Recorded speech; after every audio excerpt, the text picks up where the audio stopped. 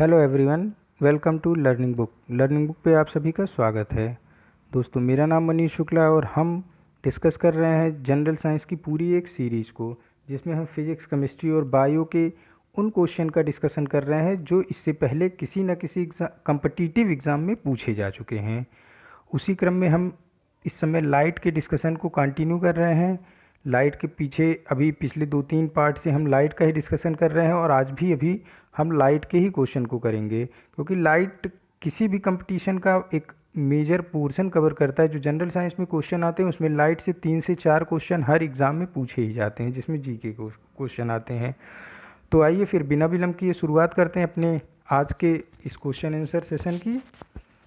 पहला क्वेश्चन है, जब कोई वस्तु दो समांतर दर्पणों के बीच रखी जाती है तो बने हुए प्रतिबिंबों की संख्या होती है। इसमें होता क्या है कि जब दो दर्पण एक दूसरे के पैरेलल होते हैं, समांतर होते हैं, तो उनके बीच में अगर कोई प्रतिबिंब रखी जाती है तो किसी दर्पण में बना हुआ प्रतिबिंब उसके सामने वाले दर्पण के लिए ऑब्जेक्ट का काम करने लगती है, वस्तु का काम करने लगती है, और इसी तरीके से ये एक दूसरे को कई सारे इमेज बनाते हैं और ये अनंत इमेज मतलब अनंत प्रतिबिंबों को बना देते हैं। तो इसमें फोर्थ ऑप्शन होगा। इसको एक बार एक्सप्लेन मैं और कर देता हूँ। देखिए, इसमें दो मिरर हैं, दोनों एक दूसरे के समांतर रखे हुए हैं और दोनों के बीच में एक इमेज रखा हुआ है, मिरर ए और मिरर बी। मिरर ए के पीछे जो इमेज बनी हुई है वो मिरर की है, आपके जो बीचों बीच रखा हुआ है ऑब्जेक्ट उसकी है, और मिरर बी के भी पीछे जो इमेज बनी हुई है वो भी उसी सेम ऑब्जेक्ट की है। लेकिन अब क्या होगा कि जो मिरर बी के पीछे इमेज बनी हुई है ये मिरर ए के लिए क्या करेगी, ऑब्जेक्ट का काम करने लगेगी। मिरर बी के पे बनी हुई इमेज मिरर ए के लिए ऑब्जेक्ट का काम करेगी, और फिर इसके पीछे जो इमेज बनेगी वो मिरर बी के इमेज की इमेज बन जाएगी मिरर ए के पीछे। इसी तरीके से ये कंटिन्यू होता होता एक पूरा जो है सीरीज बन जाता है और ये अनंत प्रतिबिंबों का निर्माण कर देते हैं। अगर दो पैरेलल दो समांतर दर्पण के बीच में कोई वस्तु रखी हुई है तो अनंत संख्याओं का प्रतिबिंब बन जाता है। तो इसका ऑप्शन 4 करेक्ट हो जाएगा। नेक्स्ट है आपका, दो समतल दर्पणों को 90 डिग्री के कोण पर रखा गया है और उनके मध्य एक मोमबत्ती जल रही है। दर्पण में मोमबत्ती के कितने प्रतिबिंब बनेंगे? देखिए, इसको डायरेक्ट अभी आप याद कर लीजिए कि अगर 90 डिग्री पे दो समतल दर्पण एक दूसरे से 90 डिग्री का कोण बना रहे हैं और उनके बीचों बीच कोई भी ऑब्जेक्ट रखा हुआ है तो टोटल प्रतिबिंब 3 बनते हैं। क्योंकि देखिए 2 से 3 क्वेश्चन इससे एग्जाम में पूछे जाते हैं। होता ये फार्मूले पे लगता है। अभी मैं फार्मूला वो आपको वीडियो के लास्ट में दिखा दूंगा कि कैसे फार्मूले को यूज़ करते हैं, लेकिन जो 4 क्वेश्चन डायरेक्ट इस पर पूछे जाते हैं वो इसमें कवर किया गया है। तो अभी आप याद करिए कि अगर दो दर्पण 90 डिग्री का एंगल एक दूसरे से बना रहे हो और उनके बीच कोई भी ऑब्जेक्ट रखा हुआ हो तो 3 इमेज को वो 3 प्रतिबिंब बनाते हैं। तो इसका बी ऑप्शन करेक्ट हो जाएगा। अभी मैं इसका आपको एक पूरा चार्ट दिखा दूंगा कि कैसे ये क्वेश्चन सॉल्व होते हैं, किस फार्मूले पे सॉल्व होते हैं। लेकिन क्या है कि 3 से 4 क्वेश्चन ही घुमा घुमा के पूछे जाते हैं, इसलिए अभी आप इसको डायरेक्ट एक तरीके से बोलिए तो रट सकते हैं कि 90 डिग्री का कोण होने पे दो समतल दर्पणों के बीच 90 डिग्री का कोण होने पे कुल 3 प्रतिबिंब बनते हैं। दो समतल दर्पण एक दूसरे के समांतर रखे हैं तो कुल अनंत प्रतिबिंब बनते हैं, इनफाइनाइट इमेज बन जाते हैं। नेक्स्ट क्वेश्चन है, जब समतल दर्पणों की सहायता से किसी वस्तु के 3 प्रतिबिंब प्राप्त करने के लिए दर्पणों के बीच कितना कोण होना चाहिए? देखिए, अभी हम लोगों ने देखा कि अगर 90 डिग्री का एंगल दो समतल दर्पणों के बीच है तो कुल 3 प्रतिबिंब बनते हैं। उसी क्वेश्चन को ये क्या किए हैं, मतलब अपोजिट करके पूछ लिया गया है। तो यहाँ 90 डिग्री आंसर हो जाएगा कि 90 डिग्री का दो समतल दर्पणों के बीच 90 डिग्री का कोण होने पर कुल 3 प्रतिबिंब बनते हैं। अगर दो समतल दर्पण एक दूसरे के समांतर हैं तो कुल अनंत इनफाइनाइट इमेज बनता है। तो इसका ऑप्शन 3 करेक्ट हो जाएगा। नेक्स्ट क्वेश्चन है, अभिसारी लेंस वह होता है जो, देखिए अभिसारी लेंस को इंग्लिश में कन्वर्जेंट लेंस बोलते हैं। ये लाइट को क्या करते हैं, किसी एक पॉइंट पे फोकस करते हैं। पहले भी इस पे डिस्कस हो चुका है कि अगर किसी एक पॉइंट पे लाइट को फोकस हो रहा है मतलब कि वहाँ पे चीज़ों को और साफ देखने की कोशिश की जा रही है। इस तरह के लेंस का इस्तेमाल कहाँ पे किया जाता है? इस तरह के लेंस का यूज़ डॉक्टर करते हैं, डेंटिस्ट करते हैं, दांतों को देखने के लिए कन्वर्जेंट लेंस का यूज करते हैं। और कन्वर्जेंट लेंस कौन सा लेंस होता है? कॉनकेव लेंस को कन्वर्जेंट लेंस बोलते हैं। तो डॉक्टर लोग कॉनकेव लेंस को यूज करते कॉनकेव लेंस का यूज करते हैं, जिसकी कौन सी प्रॉपर्टी होती है? कन्वर्जेंट प्रॉपर्टीज होती है, अभिसारी प्रॉपर्टी होती है। अभिसारी क्या होता है कि पूरी लाइट को किसी एक जगह फोकस कर देते हैं। तो अभिसारी लेंस वह होता है जो किरणों को एकत्रित करता है। तो इसका कौन सा ऑप्शन हो जाएगा? सेकंड वाला करेक्ट हो जाएगा कि अभिसारी लेंस किरणों को एकत्रित करता है। इसी से क्या होता है, किरणें जब एकत्रित होंगी तो चीज़ों को और साफ दिखाई देगा, क्योंकि पूरा फोकस एक जगह हो जाएगा। तो कोई चीज़ जब पूरी प्रकाश की किरणें एक जगह फोकस होंगी तो और सफाई से वो चीज़ दिखाई देगी। इसीलिए डॉक्टर इसका यूज करते हैं। जो सैलून में लगा होता है, जहाँ पे हम शेविंग कराते हैं, वहाँ पे भी अभिसारी लेंस यानी कि कॉनकेव लेंस का ही यूज करते हैं। दूसरा डाइवर्जेंट लेंस होता है, जो क्या करता है, किरणों को फैलाने का काम करता है। इस कौन सा लेंस इसकी प्रॉपर्टी शो करता है? बताया जा चुका है पहले से। ये होता है कॉन्वेक्स। एक है कॉनकेव, एक है कॉन्वेक्स। कॉन्वेक्स लेंस गाड़ियों में लगा होता है, क्योंकि ये क्या करता है, लाइट को फैला देता है। लाइट को फैलाने से क्या है, पीछे आती हुई चीज़ें काफ़ी पहले से ही हमारे मिरर में दिखाई पड़ जाती हैं, साइड मिरर में। तो इसका कौन सा? अभिसारी लेंस वह लेंस होता है जो किरणों को एकत्रित करता है। नेक्स्ट है आपका अपसारी लेंस। वह होता है, देखिए अभिसारी हो गया, अब अपसारी।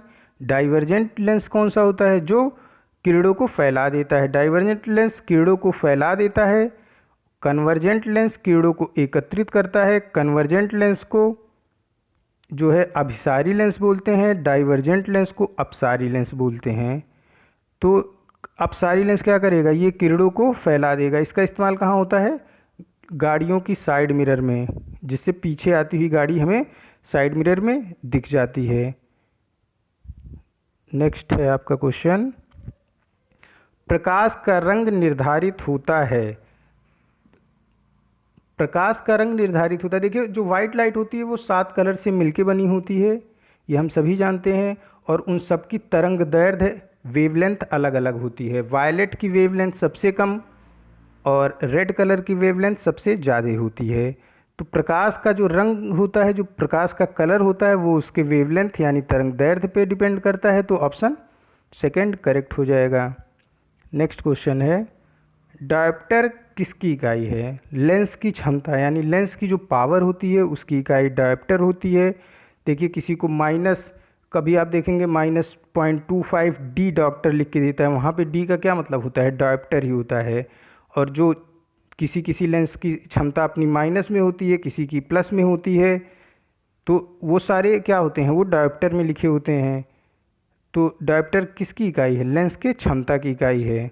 जो लोग चश्मा लगाते हैं और चश्मा लगाने के बाद ही दिखता है उनको, उनके लिए डॉक्टर जब लेंस की पावर लिख के देते हैं तो उसमें डी लिखा होता है, वही यहाँ पे डायोप्टर होता है। लेंस की क्षमता किस में नापी जाती है? डायोप्टर में। नेक्स्ट क्वेश्चन है, धूप के चश्मे की क्षमता होती है। धूप के चश्मे की क्षमता 0 डायोप्टर होती है, क्योंकि अगर इसमें भी कोई मतलब धूप का चश्मा तो हर कोई लगा सकता है आँखों को अपनी धूप की किरणों से बचाने के लिए, और इसमें पावर दे देंगे तो फिर आंखें ख़राब होना शुरू हो जाएंगी। तो इसलिए क्या होता है, धूप के चश्मे की क्षमता कितनी होती है? 0 डायोप्टर होती है। नेक्स्ट क्वेश्चन है, प्रिज्म में प्रकाश के विभिन्न रंग का विभाजन कहलाता है। प्रकाश के विभिन्न रंग का विभाजन प्रकाश का वर्ण विक्षेपण कहलाता है। वर्ण विक्षेपण में क्या होता है कि जब प्रकाश प्रिज्म में जाता है तो वो अपने वाइट लाइट जब प्रिज्म में गई तो वो 7 कलर में क्या हो जाता है, 7 कलर में विभक्त हो जाता है, 7 कलर में डिफ्रेंशिएट हो जाता है वाइट लाइट। इसी को प्रकाश का वर्ण विक्षेपण कहते हैं, और ये प्रिज्म के अंदर होता है। प्रिज्म के अंदर ये प्रॉपर्टी होती है कि प्रकाश के वर्ण विक्षेपण को कर देता है। तो ऑप्शन इसका कौन सा? प्रकाश का वर्ण विक्षेपण, फोर्थ ऑप्शन करेक्ट हो जाएगा। अभी इसमें क्या हो रहे हैं, सारे क्वेश्चन पहले से डिस्कस किए जा चुके हैं, लेकिन चूंकि ये क्वेश्चन किसी न किसी एग्ज़ाम में पूछे गए हैं तो इसलिए इसको कराया जा रहा है। जबकि ये सारे क्वेश्चन पहले रिवाइज, अब ये आपके क्वेश्चन सोचिए आप फिर से दोबारा रिवाइज हो रहे हैं। नेक्स्ट क्वेश्चन है, श्वेत प्रकाश कितने रंग के मेल से बना होता है? ये सभी जान रहे हैं कि श्वेत प्रकाश 7 रंग के मेल से बना होता है, जिसमें होता है विव-ग्योर के फार्मूले से याद करते हैं VIBGYOR, जिसमें violet, indigo, blue, green, yellow, orange, red, ये 7 कलर होते हैं, जिसमें वायलेट की वेवलेंथ क्या होती है? सबसे कम होती है। रेड की वेवलेंथ सबसे ज़्यादा होती है। जिसकी वेवलेंथ सबसे कम उसका जो है विक्षेपण सबसे ज़्यादा, जिसकी वेवलेंथ सबसे ज़्यादा उसका विक्षेपण सबसे कम होता है। तो इसका कौन सा ऑप्शन हो जाएगा? 7D वाला ऑप्शन करेक्ट हो जाएगा। नेक्स्ट क्वेश्चन है, श्वेत प्रकाश जब प्रिज्म से होकर गुजरता है तो जो वर्ण सबसे अधिक विचलित होता है वह है, जो वर्ण सबसे अधिक विचलित है वह बैंगनी कलर है। क्यों? क्योंकि बैंगनी, देखिए वर्ण का विक्षेपण किसके इनवर्स रिलेशन पे होता है? जो विचलन होगा, जिसका तरंग दैर्ध्य सबसे ज़्यादा उसका वर्ण विक्षेपण सबसे कम, जिसका तरंग दैर्ध्य सबसे कम उसका वर्ण विक्षेपण सबसे ज़्यादा। तो वायलेट की तरंग दैर्ध्य सबसे कम होती है, तो इसका वर्ण विक्षेपण क्या होगा? सबसे ज़्यादा होगा। रेड की तरंग दैर्ध्य सबसे ज़्यादा होती है, तो इसका वर्ण विक्षेपण क्या होगा? सबसे कम होगा। इसमें क्या पूछा है कि सबसे अधिक विचलित कौन होगा?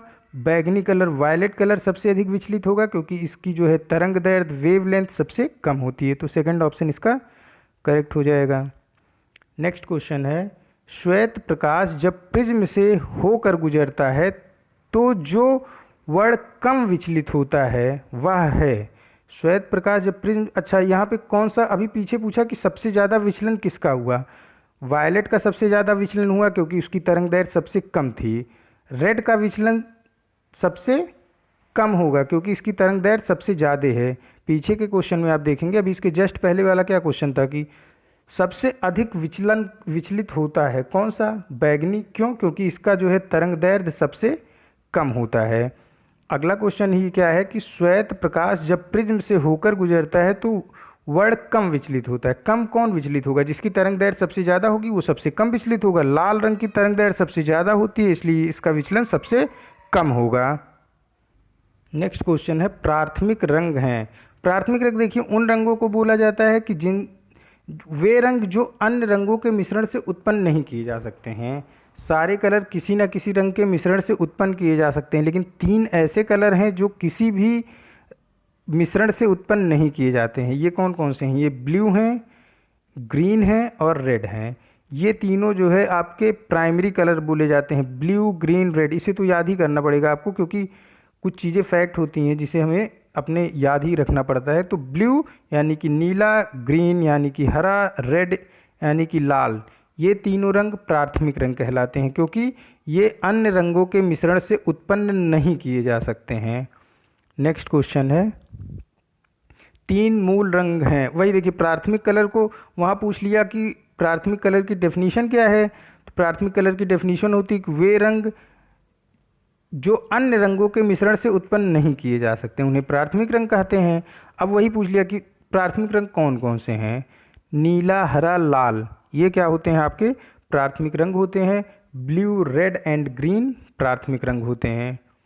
नेक्स्ट क्वेश्चन है, श्वेत प्रकाश का अपने विभिन्न रंगों के अलग अलग होने की क्रिया को कहते हैं। देखिए श्वेत प्रकाश, ये वर्ण विक्षेपण की क्रिया कब होती है? जब हम किसी प्रिज्म से वाइट लाइट को गुजारते हैं तो ये 7 रंगों में क्या हो जाती है? विभक्त हो जाती है, 7 अलग अलग कलर में डिफ्रेंशिएट हो जाती है। इसी को वर्ण विक्षेपण कहते हैं। तो श्वेत प्रकाश के विभिन्न रंगों की अलग अलग होने की क्रिया को वर्ण विक्षेपण कहते हैं। और वर्ण विक्षेपण कब होता है? जब श्वेत प्रकाश को किसी प्रिज्म से गुजारा जाता है। तो 4th ऑप्शन इसका करेक्ट हो जाएगा। नेक्स्ट क्वेश्चन है, निम्नलिखित में से कौन सा प्राथमिक रंग नहीं है? प्राथमिक रंग 3 होते हैं, ब्लू, ग्रीन, रेड, यानी कि नीला, हरा और लाल। तो हरा प्राथमिक रंग है, दूसरा पीला है, यही देखिए प्राथमिक रंग नहीं होगा, यानी कि सेकंड ऑप्शन करेक्ट है। लाल और नीला, लाल, नीला, हरा तीनों प्राथमिक रंग है, पीला जो है प्राथमिक रंग नहीं है। तो इसमें यही क्वेश्चन में पूछा गया है कि कौन सा प्राथमिक रंग नहीं है, तो सेकंड ऑप्शन इसका करेक्ट हो जाएगा। नेक्स्ट है आपका, निम्नलिखित में से किस रंग का तरंगदैर्ध्य अधिकतम होता है। देखिए विव ग्योर में जब हम वायलेट से रेड की तरफ मूव करते हैं तो तरंगदैर्ध्य यानी कि वेवलेंथ इंक्रीज होती है, तो रेड कलर की तरंगदैर्ध्य क्या होती है, अधिकतम होती है। तो चौथा ऑप्शन आपका क्या हो जाएगा, करेक्ट हो जाएगा कि लाल रंग की तरंगदैर्ध्य अधिकतम होती है जबकि वायलेट रंग की तरंगदैर्ध्य न्यूनतम होती है। किसी अपारदर्शी वस्तु का रंग उस रंग के कारण होता है जिसे वह, देखिए किसी जो भी कलर हमें दिखता है, होता क्या है कि वाइट लाइट किसी चीज़ पे पड़ी तो जिस कलर का वो वस्तु होता है उस कलर को क्या करता है, वाइट लाइट 7 कलर से मिलके बनी है। आप पत्ती मतलब कि लीफ, जो पेड़ों पे पत्तियां लगी होती हैं वो हरे कलर की होती हैं। हम उसके एग्जांपल से इसको समझते हैं कि 7 कलर उस पर पड़ा, वो क्या करेगा, सारे 6 कलर को अपने अंदर एब्जॉर्ब कर लेगा और जो ग्रीन कलर होगा उसको रिफ्लेक्ट करेगा। तो वही ग्रीन कलर हमारी रिफ्लेक्शन मतलब कि उससे टकरा के वापस आता है और वही ग्रीन कलर हमारी आंखों पे पड़ता है। इसलिए हमें क्या होता है कि सेम जो कलर रिफ्लेक्ट होता है वही हमको दिखाई देता है। तो कोई भी चीज़ जिस कलर की होती है उस कलर को वो रिफ्लेक्ट करती है, बाकी कलर को वो एब्जॉर्ब कर लेती है। तो इसमें देखिए किसी अपारदर्शी वस्तु का रंग उस रंग के कारण होता है जिसे वह अवशोषित करता है। अवशोषित कर लेगा तो हमें दिखाई नहीं देगा क्योंकि हमारी आंखों पे वो रोशनी आनी चाहिए। अपरिवर्तित करता है, ये भी गलत ऑप्शन हो गया। परावर्तित करता है, यही हो गया। रिफ्लेक्शन करता है, जो चीज़ रिफ्लेक्ट होगी वही हमारी आंखों पे, जो कलर रिफ्लेक्ट होगा वही हमारी आंखों को दिखाई देता है। तो ऑप्शन इसका थर्ड करेक्ट हो गया। नेक्स्ट क्वेश्चन है, हरी पत्तियों का पौधा लाल रोशनी में रखने पर कैसा दिखाई देगा। अब क्या है कि रेड वाइट कलर में तो अलग अलग 7 रंग हैं, 7 अलग अलग 7 रंगों से मिलकर सफ़ेद रंग बना होता है, लेकिन रेड कलर में तो सिर्फ लाल रंग ही है। अब क्या होगा कि जब रेड कलर हरे कलर को मतलब कि पत्ती जो है, पेड़ की पत्ती है, उसको लाल रंग में हम रख देंगे तो फिर क्या होगा, वो लाल रंग को एब्जॉर्ब कर लेगा क्योंकि हमको आंखों से वही कलर दिखाई देता है जो रिफ्लेक्ट होता है। चूँकि पत्ती हरे रंग की है, उसको हरा रंग जब मिलेगा तो वो रिफ्लेक्ट करेगा, हमारी आंखों पे दिखेगा। अब जब वो एब्जॉर्ब कर लेगा तो कौन सा कलर दिखाई देगा, ब्लैक कलर की वो पत्ती दिखने लगेगी। और यहाँ पे पत्ती ही नहीं, कोई भी कलर, कोई भी चीज़ जो जिस कलर की है, या तो वो वाइट लाइट में उस कलर की, उस सेम कलर की दिखा, जैसे पत्ती या तो हरे रंग के प्रकाश में रखने पे हमें हरा दिखाई देगा या फिर सफ़ेद रंग के प्रकाश में रखने पे हमें सफ़ेद दिखाई देगा। और किसी भी कलर में रखेंगे तो वो हमें क्या, काला ही दिखाई देगा। इसी तरीके से आप ये मान के चलिए कि कोई आपके पास पेन है जो रेड कलर की है, तो वो हमको सिर्फ 2 कलर में दिखाई देगी, या तो रेड कलर में, रेड कलर लाइट में रखने पे वो हमें रेड दिखाई देगी, या फिर वाइट कलर की लाइट में रख दें तो वो हमें रेड रेड दिखाई देगी। क्योंकि वाइट कलर में 7 कलर होती है, वो क्या करेगी, पेन 6 कलर को एब्जॉर्ब करके रेड कलर को रिफ्लेक्ट करेगी जो हमारे आंखों पे आएगा। तो सेम यही प्रोसेस होती है कि कोई भी वस्तु जिस कलर का होता है वो सिर्फ 2 कलर में ही हमें दिखाई देगा, उसी कलर का, नहीं अन्यथा वो काले रंग का दिखाई देगा। पहला कलर जिस कलर का वस्तु है उस कलर की लाइट में रखने पे, उस रंग के प्रकाश में रखने पे हमें वस्तु दिखाई देगा सेम कलर का, और फिर या तो सफ़ेद रंग के प्रकाश में रखने पे हमें वस्तु उसी कलर का दिखाई देगा जिस कलर का वस्तु है। इसके अलावा किसी भी कलर में अगर किसी भी रंग के प्रकाश में हम वस्तु को रखेंगे तो वो वस्तु हमें काला ही दिखाई देगा। नेक्स्ट क्वेश्चन है, प्रकाश में 7 रंग होते हैं और रंगों को अलग अलग करने का क्या तरीका है। ये वर्ण विक्षेपण की क्रिया ही पूछ रहे हैं। एक प्रिज्म से रंगों को अलग अलग किया जा सकता है। देखिए यही पहला ऑप्शन ही करेक्ट हो गया कि वर्ण विक्षेपण के लिए एक प्रिज्म से प्रकाश को गुजारा जाता है तो वो 7 अलग अलग रंग में विभक्त हो जाता है। तो इसका पहला ऑप्शन करेक्ट हो गया। अब हम अपने पहले क्वेश्चन को देख लेते हैं। जो पहला क्वेश्चन था कि 2 समांतर रखी हुई समतल दर्पण के बीच अगर कोई वस्तु रखते हैं तो इनफाइनाइट इमेज बनता है। 2 समतल दर्पण एक दूसरे से 90 डिग्री का कोण बना रहे हैं और उनके बीचों बीच उनके सिमेट्री पे कोई वस्तु रखते हैं तो कुल 3 इमेज बनते हैं, 3 प्रतिबिंब बनते थे। वो कैसे होते थे, वो एक चार्ट है, उसको आप देख लीजिए। इसमें बस हम क्या याद रखते हैं, देखिए पहले तो जो 2 दर्पणों के बीच का एंगल होगा उसे देखेंगे, उसको हम 360 से डिवाइड कर देते हैं। 360 पे से डिवाइड करेंगे तो अगर 360 से डिवाइड करने पे वैल्यू इवन आ रही है तो, और पोजीशन सिमेट्रिक हो या फिर एसिमेट्रिक हो, तो 360 से डिवाइड करने पे जितना आंसर आता है उससे -1 करने पे नंबर ऑफ़ इमेज निकल के आता है। 360 से डिवाइड करने पे अगर वैल्यू कोई एंगल पे रखा हुआ, आप एक कंसीडर करिए कि दो मिरर एक दूसरे से 60 डिग्री का कोण बना रहे हैं। अब 360 को जब हम 60 से डिवाइड करेंगे तो कितना आ गया, 6 आ गया। ठीक, अब 6 क्या हो गया, 6 आपका इवन नंबर हो गया। अब वो वस्तु दोनों मिरर के बीच या तो सिमेट्री पे रखा होगा या तो एसिमेट्री पे रखा होगा, तो दोनों कंडीशन में टोटल इमेज बनेंगी 5। यानी कि 60 डिग्री पे अगर रखा हुआ है कोई चीज़ तो 5 इमेज बनेगी। इसमें बस हमको एक पॉइंट याद रखना है कि हमेशा 360 से एक माइनस करना होता है तभी आंसर आता है। लेकिन अगर 360 से कोई एंगल डिवाइड करने पे ऑड आ रहा है और वस्तु एसिमेट्री पे रखा हुआ मतलब सिमेट्रिकल नहीं है, तो हम जो 1 माइनस करते हैं उसको माइनस नहीं करेंगे। यानी कि 360 डिवाइडेड बाई एंगल, जिस एंगल पे दोनों मिरर आपस में जितने एंगल बना रहे हैं 360 से उसको डिवाइड करने पे अगर आंसर ऑड आ रहा है और पोजीशन जो है ऑब्जेक्ट की वो एसिमेट्रिक है, तो क्या करते हैं, 1 को माइनस नहीं करते हैं।